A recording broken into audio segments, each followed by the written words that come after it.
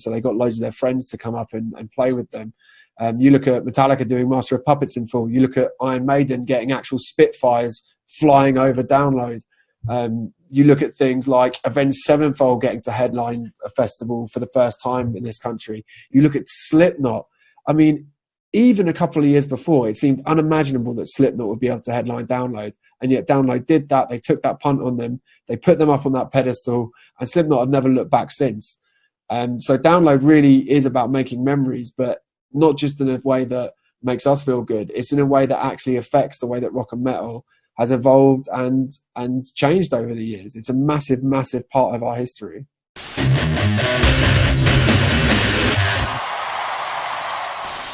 Hey, this is Ryan from Funeral for a Friend, and you are watching Download TV.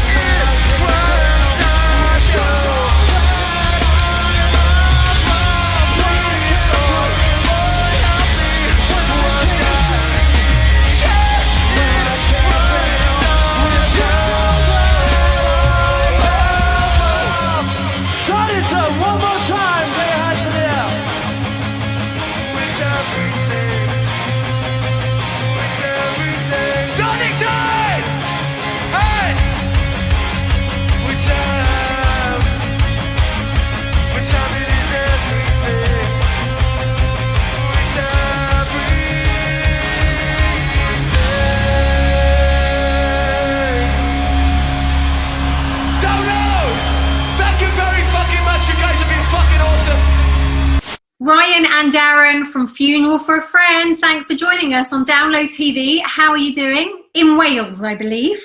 Yeah, deepest, darkest South Wales. We are in Wales. Doing very good, thanks. Doing very good. Yeah. I love watching those early Download shows. That was your performance there was in 2006. And what I love the most, in a bit of a geeky way, is the Dunlop Kaya bridge was still there. It got moved in 2008, I believe. And it's just like this iconic piece of history. It's great. I love that stuff. And that stage setup that you were on was actually the original setup for Monsters of Rock, which makes it extra cool as well. What are your memories from that show? Oh, was it? Oh, okay. Yeah, well, that was always a really massive thing. I think both myself and Darren, when we first met, when we first started playing in bands, right at the end of the 90s, we were all, it was massively into Headbangers Ball and religiously watched that every week, and they'd have the Donington specials there with Vanessa Warwick, and you'd see the performance from the view of the band performing, and it would always be that Dunlop tire in the background. So it was always that thing when I got to sit there and perform, and we got to play. That was the incredible thing, looking out and having that view that we'd only seen before on Headbangers Ball is pretty cool. And that day must have been extra great for you. For one, the sunshine was out. It's a rarity. And Guns N' Roses were performing that day as well. So you essentially warmed up the crowd for Guns. Yeah, we certainly tried. We played. I think we played with them the day before as well. We did a festival in Ireland, and I remember it was quite funny because we had a dressing room, and it was literally right next to Guns N' Roses' dressing room. But during the afternoon, then when Axl turned up, a fence put up between our dressing room and their dressing room, which basically before the fence had gone up, we could have walked to the stage in about a minute. But when the fence went up, it meant we pretty much had to walk around the entire, I think it was a big racetrack, so added about 30 minutes to our journey to the stage. But as long as Axl's happy, that's the main thing. It's rock and roll. Yeah. Rock and roll hierarchy, I guess, isn't it? Yeah. I think he's a changed man now, though, which is good. Now, you guys split up in 2016. I know you both left a little bit earlier than that, but the band split up in 2016. You then came back last year to do a couple of those shows to raise some money for the family of your friend who sadly passed away. And then this year, Download was going to be your only show. Why was it that Download was the chosen one?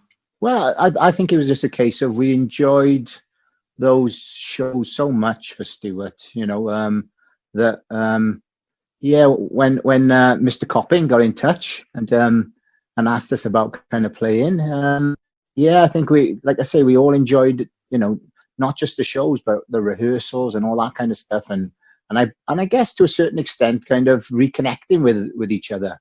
And his timing was really good as well, Andy, because we'd played the third and final show in London the night before, and we'd stayed overnight, and we were in the van back on the way home the next day, and just all talking about how much fun we had, how great it was, and there goes my phone, and Andy Coppin's there, and I was like, oh, okay, I wonder what this could be about, and sure enough, we had that conversation, and we were really looking forward to it. So it's definitely a shame that didn't happen, but it would have been a good time. Would have been fun.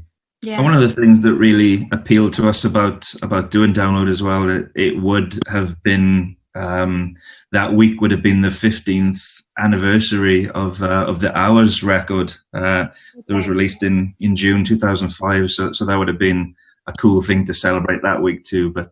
But yeah, I'm sure there's many other anniversary dates floating about that we're probably unaware of at the minute. I think that it's only appropriate that we should throw to a track now from that album. It is Roses for the Dead. Thank you so much, Funeral for a Friend, chatting to me. It's been amazing.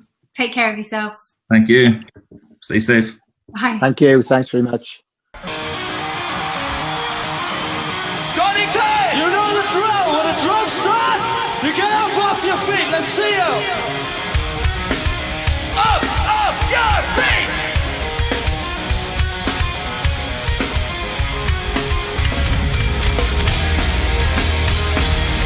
Would you still say we're sorry? Fall through the black eyes and feel left. When it's hard to forget, all that you has been told. Where we go.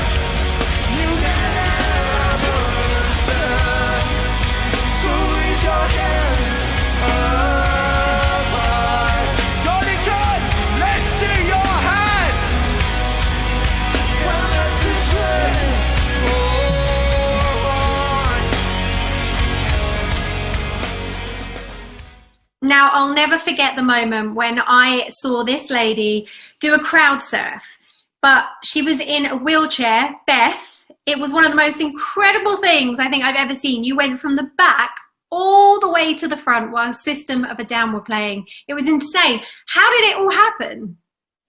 Honestly, it wasn't planned. Well, not very planned anyway.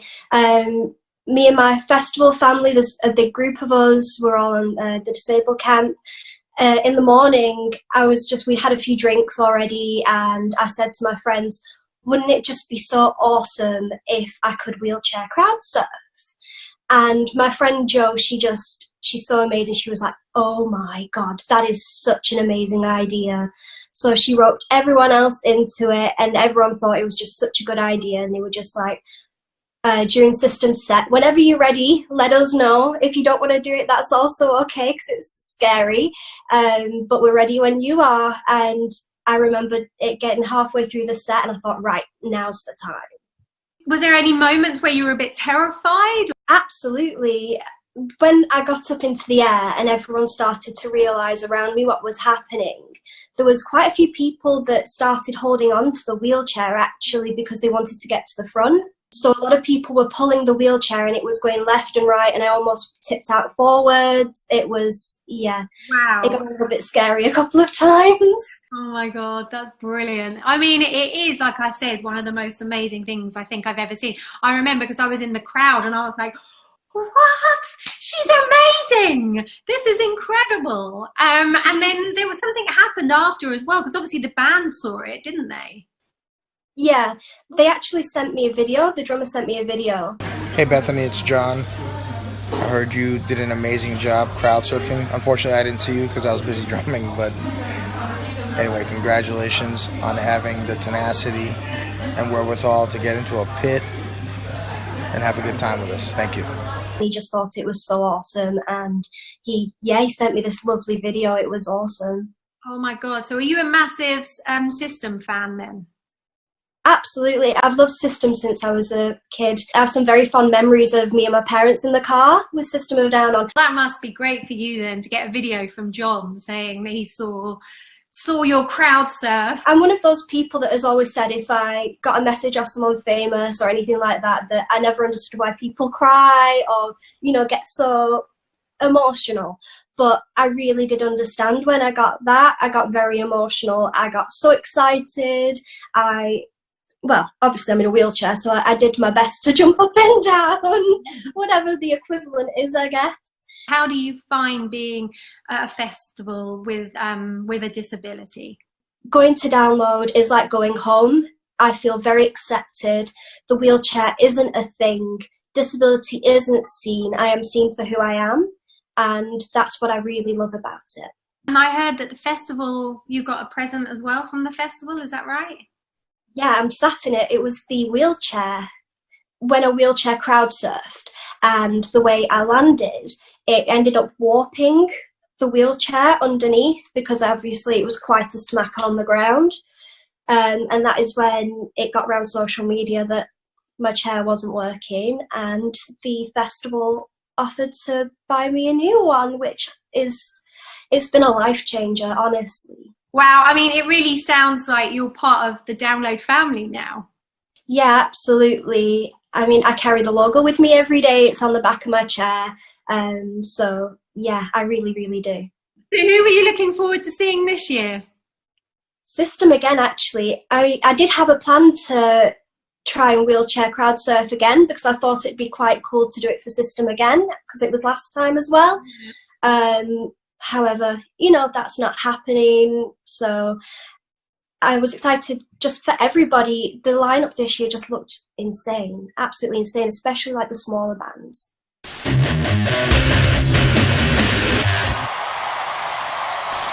Satman, this is Kadeem from Love. You're watching Download TV. Nah, we ain't done yet.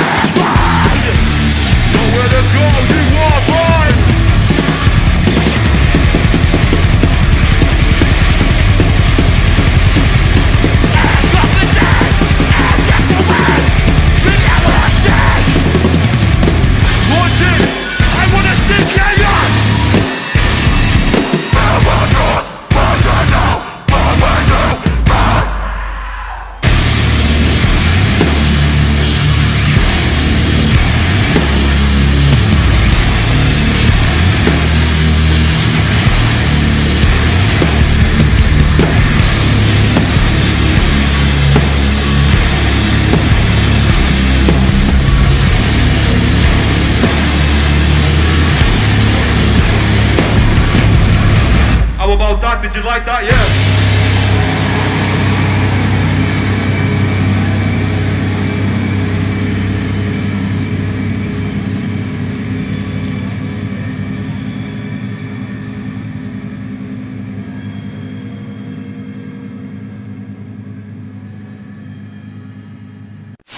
Sapnin, this is Kadeem from Love. You're watching our live performance at the Heavy Music Awards from August. Enjoy and stay safe.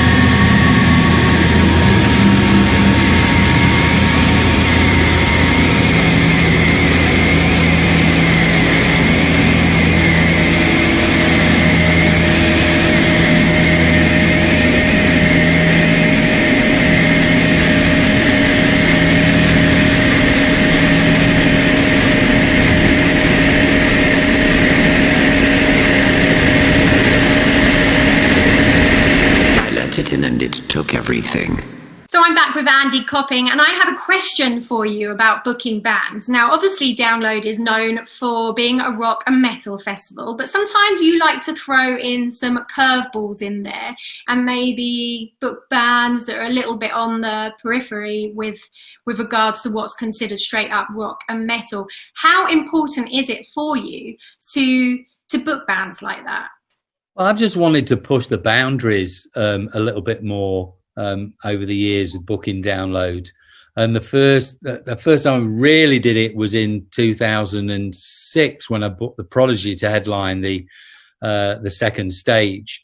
People they just wanted my head. It's like, why are you booking a dance act? And I'd literally book them because they are, the intensity of their show and the ferocity of it. It was like going to see, a full-on rock gig. There's moshing going on, circle pits, the whole thing. So I booked them, and funnily enough, they finished their set on the second stage just prior to Guns N' Roses, and I was on the back of the Guns N' Roses stage waiting for them to come on, and Stuart tapped me on the shoulder. He went, "Look over there." And the people that were coming out of the tent after the Prodigy had finished was insane. It was like watching the Night King and all of his followers in Game of Thrones coming coming to the main stage. I mean, incredible. And they'd done such an amazing show. And obviously they came back 2 or 3 times and played for us. And actually, Keith Flint from the Prodigy, God bless him, he said that Download was the Prodigy's favourite festival to play, which was amazing. And then, I booked bands like Pendulum, Chase and Status, a couple of years ago, Diane Toward. Diane Toward actually, Slipknot wanted them on the bill. Did they? I never knew that. No, Slipknot it was a band that they wanted to have on the bill and to play before them. And I'd talked to Down Toward previously, and we'd never managed to pull it off. And anyway, they we did do it, and they played. And then going back 2008 when we had Lethal Bizzle play in the tent, people were going crazy for that. Why have we got a guy like Lethal Bizzle from the rap world, if you like? But he had loads of associations with rock bands at the time, particularly Gallows, and it just made sense. And the thing is when we've got that many bands playing over the Download weekend, we can definitely push the boundaries a little bit, and I think that it's good to add a little bit of additional colour into the festival. Yeah, and this year you booked Poppy as well, which was a bit of a curveball, like I said. No, absolutely, and with Poppy, she's she's featured in the pages of Kerrang. Kerrang are like one of our